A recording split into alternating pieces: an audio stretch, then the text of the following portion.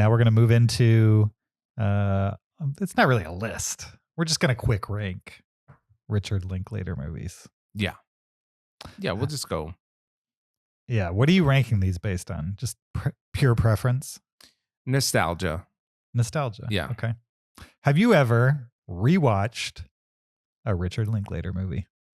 I have not. You've never rewatched. I'm looking at it. There's some that I've meant to rewatch, but no. What do you meant to rewatch? Waking Life. Okay. That was my first. Mm-hmm. And I always had a fond affection for it. Sure. But maybe it was in my like pretentious phase of film watching. I could see that. So I always wanted to rewatch it and see if it's actually has merit. Sure. I think it does. Okay. I'm not sure you'll like it as much as you did at that age. Sure. But do you know I've only seen 11 Linklaters? That's more than half. Yeah. That's not bad for somebody who has made 19 movies, I believe, maybe 20. I don't know. I don't remember.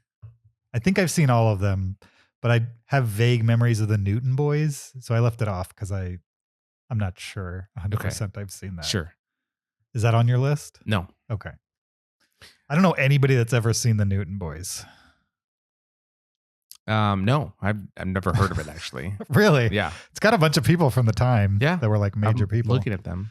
I read a synopsis about the Newton Boys and it was like, it's a 1920s gangster movie, but instead of them doing gangster things, they just hang out and talk. Yeah. And I was like, that's Linklater. Sounds like a nightmare. I'm not sure I want to watch that right now. I think I'd rather see the movie where they go out and do gangster things. Yeah, that makes sense. All right. Do you want me to run down mine? Sure. My number 10, A Scanner Darkly. Okay. Classic. So he does your least liked. He does the same rotoscoping thing from Waking Life that I really enjoyed. This one I just enjoyed less. I think because it had more of a plot. And I associated the rotoscoping thing with the more like just kind of random walk through town that Waking Life was. Also, it's like a low budget paranoid thriller. Yeah, and a drug thriller, which I don't care for necessarily. You know, so it just it didn't have anything that I was particularly interested in. But I have no problem with other people liking it. What's his name? Robert Downey Jr. credits Richard Linklater as one of the people that brought him back. Okay, great. Because that was like early days of him getting out of rehab and like trying to be in movies again. Nice. And then they were like, why don't we put you in this movie and then animate you and then nobody can even really tell it's you. Well, it's definitely him. Looks exactly like him. No, they were trying to hide him. Well, it was him though. I know, I'm joking. He's like right on the box. Number 9 is Bernie. Okay. Which I liked. It was fine. Super political comedy. Unmemorable. Then was Tape. Yeah. I like Tape. I watched that in one of my film classes in college. It's definitely a 90s low budget staple. Yes, 100% that. It's one of those movies where if you want to see what can be made with almost nothing and some good actors, Tape is one of those movies. Yes. Which I like the vitality of that. I like the like energy of like, come on guys, let's just make a movie today, you know, kind of a thing. Also, I think it dates better. Okay. Because like it's just a bunch of people in a hotel room talking it out. Yeah. In the most intense way possible, I would say. Very intense. Then Dazed and Confused. Okay. Classic. Oh, low. It was low. Well, I don't know. I don't know what to tell you. I like all these movies now. You said classic. It's like your number 7. Well, there's other classics. 6 through 1 better all be classics. 6, Before Midnight. Okay. 5, Before Sunset. Okay. 4, Before Sunrise. All right. Classics. So the Before trilogy. Yeah. Mm-hmm. Sure. Which order would you order those in? Sunrise first, Sunset, then Midnight last. So in order of how they occurred. Yeah. Okay. Yeah. But they all had something to offer, but diminishing returns. Yeah. If we've been talking a little bit about Richard Linklater getting older, watch those movies and you see him getting older. Yeah. And Before Midnight suffers from this idea that I was talking about, is like its production is too nice. You know what I mean? Sure. It loses a lot of the charm. Well, the first movie is very romantic. And then the second movie is kind of like a midlife. And then the last movie is like real life, I would say. Like even the plot of the movies and like how they unfold. I hope he does another one. Maybe this is morbid, where one of them is dead and it just follows the other one dealing with that. Does not sound like a box office smash. like Before Sunset was. I don't know. Or I kind Tape. of feel like if he made another one and it was about the love story, that it would do better than any of the other ones before it. In this moment right now. Like financially? Yes. Sure. Well, because he doesn't have to make money. He would sell it to Netflix and whatever Netflix paid for it. That could be. I also think just that's the type of series that over time, far more people know and like those movies now than even when they came out. You know what I mean? Like that series has a respect that has just built over years. Yeah. I don't know. Number 3 is Waking Life. I Okay. have fond memories of liking this film. And then number 2, School of Rock. Mm-hmm. Fun movie. And then number 1 not is a classic, though, Boyhood. evidently. No, it's classic. You didn't say though. What? You didn't say classic. It's classic. Okay. And it doesn't need to be said. Wait, what was your number 1? Boyhood. Okay. Where was Hitman? Hitman was not on the list. So You hated it so No, much no. you didn't put it on the no. list. I liked it between Bernie and Dazed and Confused. You're telling me Hitman Yeah.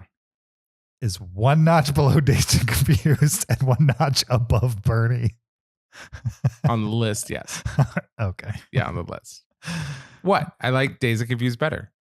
Sure. But you just totally ragged on Hitman. So you clearly don't like Dazed and Confused that much. No, that's not true. There could be a huge gap. You gave Hitman a 2. Dazed and Confused. What's Dazed and Confused? A 2.5?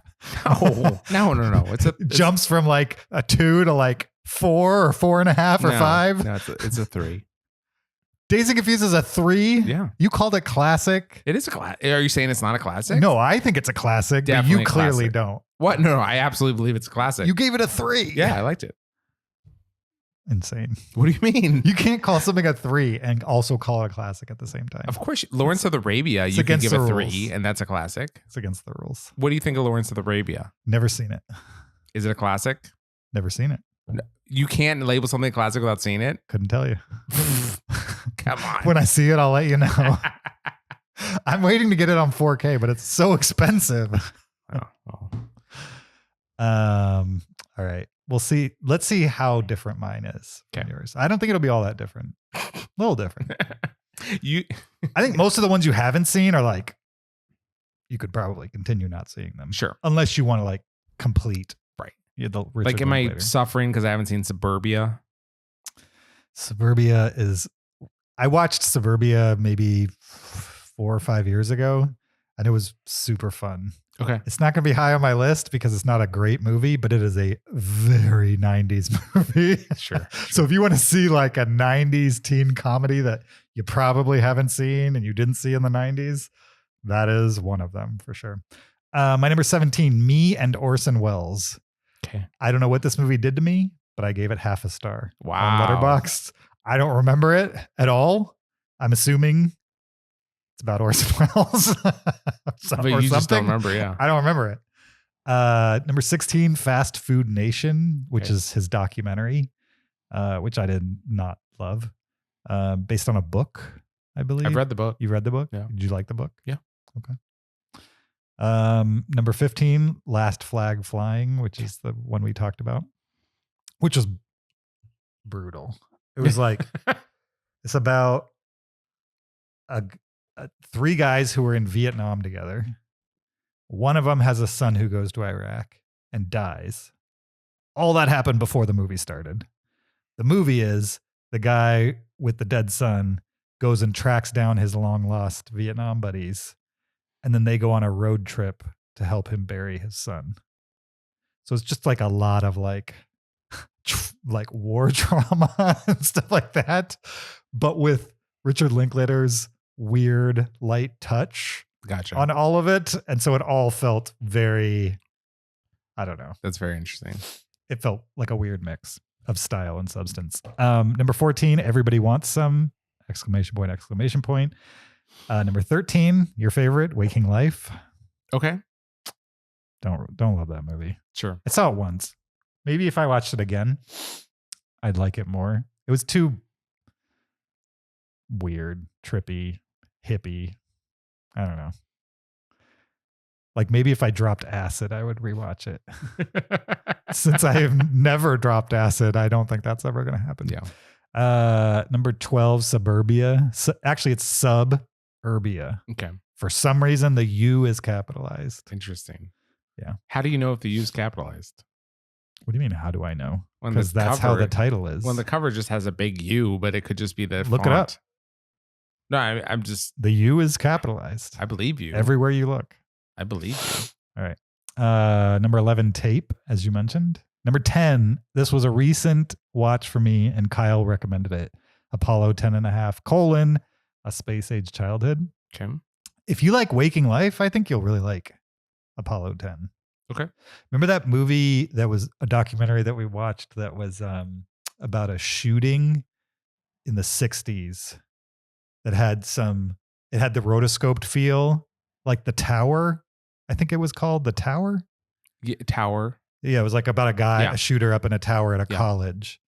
It's very much like that, where they've like taken historical footage about the moon landing and the lead up to the moon landing and combined it with live action footage that's been rotoscoped. Okay. So the mixing of documentary material and acting makes it feel like all of it's the same level. Like you can't tell when they're cutting from archive footage to like the actors. I mean, you can tell because Do you know of what? where you are in the story. I think that Richard Linklater is the Kevin Smith of Zemeckis's.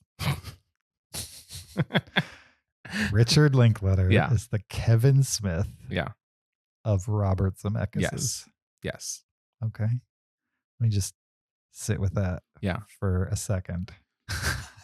If you had a I don't know Kevin what you Smith mean. version of Zemeckis, you get Richard Linklater. Okay. Are you saying that like in an insulting way? No, I'm not. Okay. Absolutely not.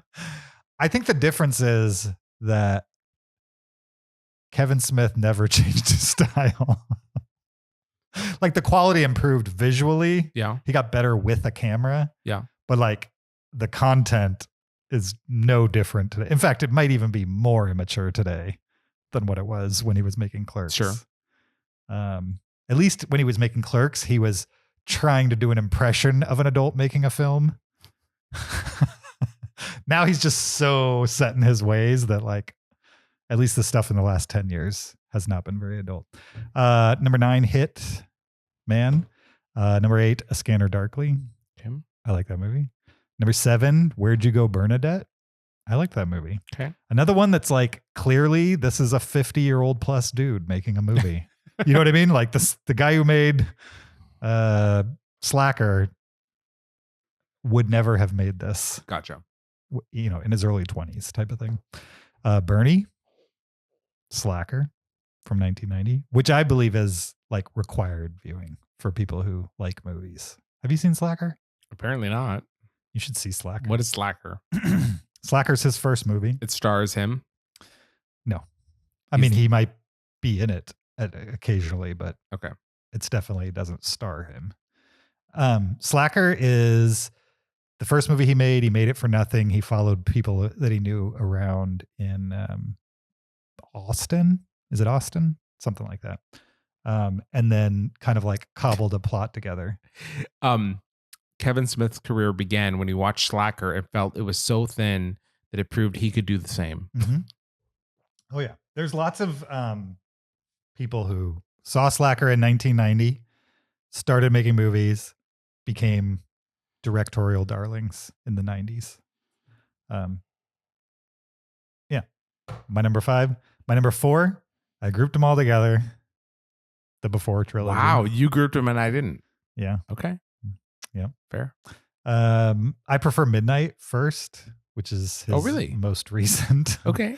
Yeah, because it doesn't feel like it feels the most realistic. I like Marriage Story, so why wouldn't I like Before Midnight Sure. First? You know what I mean? Like the first movie is like a fairy tale. It's not even there's no world where that actually happens. It's like a movie. Right. Exactly. I don't know. He doesn't punch a wall. No, I mean it's still a good movie. It's just not my favorite from 1995. And then Before Sunset is your transitional movie. My number 3, your number 1, Boyhood. Movie that I love and I'll probably never see again. Number 2, School of Rock. Probably rewatch this one the most, except for my number 1, Dazed and Confused. I've probably seen a dozen times my lifetime. Did you have Scanner Darkly on your list? Yeah, I did. Where was it? It was number 8. Okay. It's a top 10 movie for me. Great. Me too. But the only ones I would call classics are School of Rock and Dazed and Confused. I think anybody can watch those. They'll stand the test of time. 100 years from now, they might still be watching them. Sure. Yeah. Boyhood, maybe in film classes 100 years from now. Well, Before Sunrise and Boyhood are probably not classics, but they're like, sure. Films. Well respected, for sure. But yeah, Dazed and Confused for sure, and School of Rock. Yeah. And Slacker's just like a film history thing. Sure. I mean, it's totally watchable and interesting, but in 34 years later now, the only reason to watch it is to be like, oh, this inspired a ton of people, and this is what they were doing in the 90s. That inspired the indie movie movement of the 90s. Cool. So, all right, that was our quick ranking of the filmography of Richard Linklater. I should watch Newton Boys, right? That's the only one that... Is that the only one left? It's the only... I'm pretty sure I've seen it. I just don't remember enough. Bad News Bears. He directed Bad News Bears? Didn't he? I don't think so. The new one? The 2005 one. Yeah. Why wasn't it on his... With Billy Bob Thornton. Why isn't it on his Letterboxd? It is. Oh, I've seen that too. I'm on his Letterboxd. I've seen that too. How did I miss his that? birthday's coming up. You know what I hate about Letterboxd? What? I think we talked about this when we talked about Letterboxd. Why, when I go to a director's page, or pretty much any page, okay, with a list on it, yes, can't I just clone the page as a list? Like, if I'm looking at somebody else's list, I can clone that as a pro member. Yeah. Why can't I go to Richard Linklater's director page and just say, clone all of this, and then delete the ones I haven't seen? Why can't you clone any list, any screen? Any page that has a bunch of movies on it, you should be able to clone. Yeah. I agree. Bullcrap. I agree. I'm with you. Hopefully, it's not like a patron feature. No. It probably is. No. We just don't know about it. No. But the list cloning is a pro feature. You have to be at least pro to get that. That makes sense. No, it doesn't. I don't want amateurs doing it. Amateurs. That's amazing. All right. This has been a lot of Richard Linklater.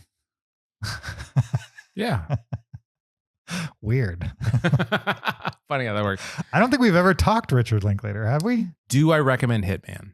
I think we did when we talked Boyhood, but that was 10 years ago. I would think I would recommend Hitman, even though I didn't really like it. It's very easy to watch. See, you would like it more than 2. You so like cheesy. it more than 2. It's so cheesy. You like it at least 2.5. 2.5 is neutral. Yeah, I think I don't feel neutral about it. I think you're neutral. You think I'm neutral? Neutral, chaotic. Like your whole rating system is neutral, chaotic. I played D&D once with Kyle. Right. And I was lawful good, and I was a paladin. Uh-huh. I played D&D a lot, so I couldn't tell you what I was because I constantly changed it. Me and my group of friends were like every time we got together to play D&D, we would start from scratch. Okay.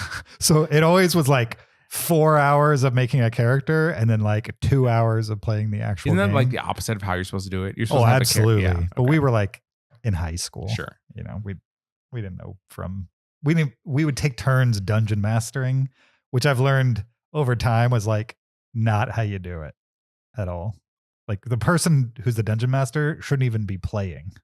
Right. They should just be doing the story. That's not how we did it. Okay.